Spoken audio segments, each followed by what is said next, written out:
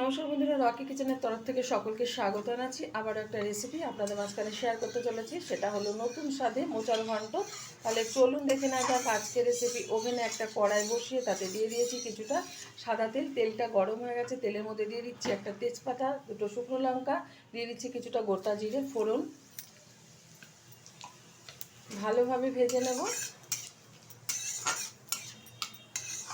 প্রত্যেকেই মোচার ঘন্ট কিন্তু ভীষণ ভালো জানেন, তবুও আমি আমার স্টাইলে করে দেখাচ্ছি। আমার এই রেসিপি যদি আপনাদের ভালো লেগে থাকে আপনারা অবশ্যই আমার চ্যানেলটিকে সাবস্ক্রাইব করবেন, লাইক করবেন, শেয়ার করবেন। আজকে ঠিক যেরকমভাবে আমি মোচার ঘন্টটা দেখাবো এরকমভাবে আপনারা রান্না করে খেয়ে দেবেন, আশা করি ভীষণ ভালো লাগবে। তো ভালোভাবে কিন্তু আমি ভেজে নিয়েছি। এখন এর মধ্যে দিয়ে দেব কিছুটা চিনেবাদাম আর কিশমিশ, এটাও হালকা করে একটু ভেজে নেব। বেশি ভাজতে গেলে কিন্তু এই যে কিশমিশ সেটা পুড়ে যাবে, আর চিনেবাদামটা কিন্তু আগের থেকেই ভাজা আছে, সেই কারণে হালকা একটু নেড়ে চেড়ে নেব।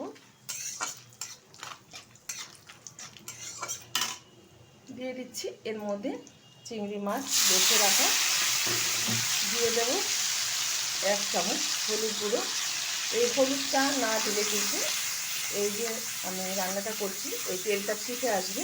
হলুদ দেওয়ার সাথে সাথে কিন্তু তেলটা ছেটে না, সেই কারণে আমি প্রত্যেকটা রান্নাতে কিন্তু তেলের মধ্যে আগে হলুদ দিয়ে থাকি। অনেকেই প্রশ্ন করেন যে আমি আগে থেকেই কেন হলুদ দিই, এই কারণেই হলুদ দিই, যাতে তেলটার মধ্যে হলুদ আগে থেকে দিয়ে দিলে যে কোনো কিছু রান্না করলে ওটার গায়ে ছিটে আসে না। তো ভালোভাবে একটু নেড়ে চেড়ে নিচ্ছি, বেশি ভাজার দরকার নেই। চিংড়ি মাছটা বেশি ভাজলে কিন্তু কাবাটের মতন শক্ত হয়ে যাবে। তো হালকা একটু নেড়ে চেড়ে নিলাম। এখন দিয়ে দেবো টুকরো করে রাখা আলু। একটা বড় সাইজের আলু আমি খোসা ছাড়িয়ে ছোটো ছোটো টুকরো করে নিয়েছি। অনেকটা কিন্তু এই যে ঘুগনির আলুতে যে আলু ব্যবহার করে ওরকমভাবে করেছি। আপনারা আপনাদের পছন্দ অনুযায়ী কিন্তু আলুটা টুকরো করে নেবেন, কারণ অনেকে ছোটো সবজি পছন্দ করে কাটা, অনেকে বড়, যার যেরকম ভালো লাগে সে সেরকমভাবেই কেটে নেবে। তো একটু নেড়ে চেড়ে নিচ্ছি আলুটা। আলুটা কিন্তু বেশ কিছুক্ষণ নেড়ে চেড়ে নিয়েছি, অনেকটা কিন্তু ভাজা ভাজা টাইপের হয়ে গেছে। এখন এর মধ্যে দিয়ে দেবো জিরে আর আদা আমি বেটে রেখেছি, সেটা দিয়ে দিলাম। দিয়ে দিচ্ছি 1 চামচ লঙ্কার গুঁড়ো, ঝালটা যাদের পছন্দ অনুযায়ী ব্যবহার করবেন, কারণ অনেকে কিন্তু ঝাল কম খায়, সেই বুঝে ব্যবহার করবেন, বা অনেকে ঝাল বেশি খেলে এর থেকে বেশি ব্যবহার করবেন। দিয়ে দিচ্ছি পরিমাণ মতো লবণ।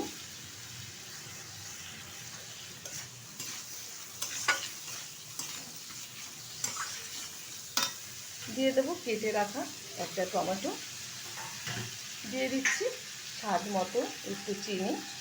যাদের অপছন্দ চিনিটা মানে মিষ্টিটা তারা দেবেন না, অনেকেই মানে সবজিতে কোনো মিষ্টি ব্যবহার করে না, ওই জন্য বলে দিলাম যে যারা খাবেন না তারা কিন্তু ব্যবহার করবেন না।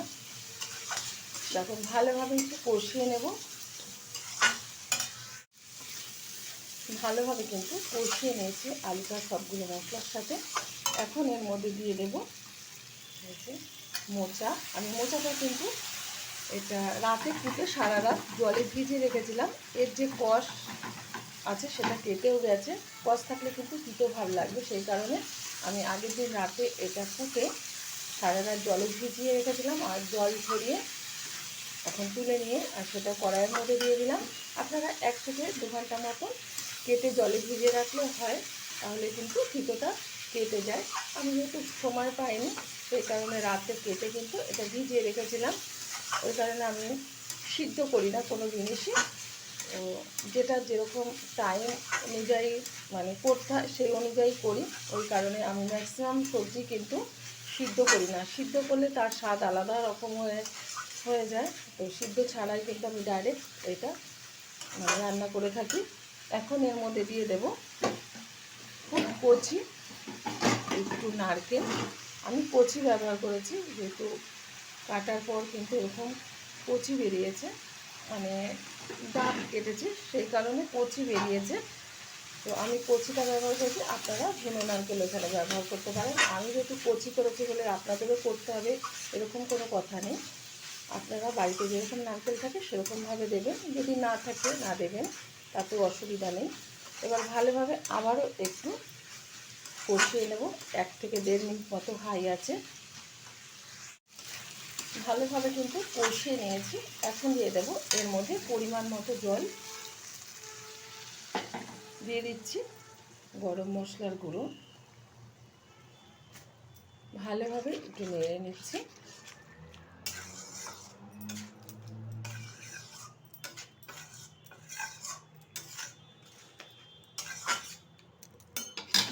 ঢেকে রান্না করে নেব 15 মিনিট। ঢেকে দিচ্ছি, ঢাকনাটা তুলে দিচ্ছি।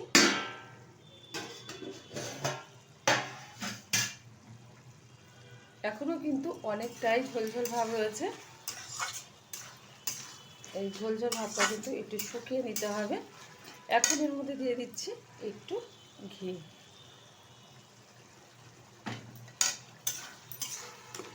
আবার একটু নাড়িয়ে দিচ্ছি।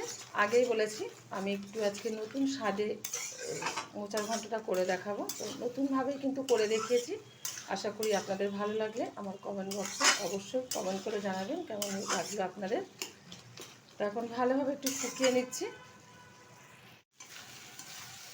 মোচার ঘন্টটা কিন্তু হয়ে গেছে, আর জলজল ভাব নেই। এখন তেলে কিন্তু এরকম মনে হচ্ছে যে, আর খুব সুন্দরভাবে কিন্তু ঘন্টটা তৈরি হয়ে গেছে। নামিয়ে ঢেলে দেবো একটা পাত্রে। আর এখন গরম গরম ভাতের সাথে এটা সার্ভ করব। দেখা হবে পরের ভিডিওতে নতুন কোনো রেসিপি নিয়ে। ধন্যবাদ।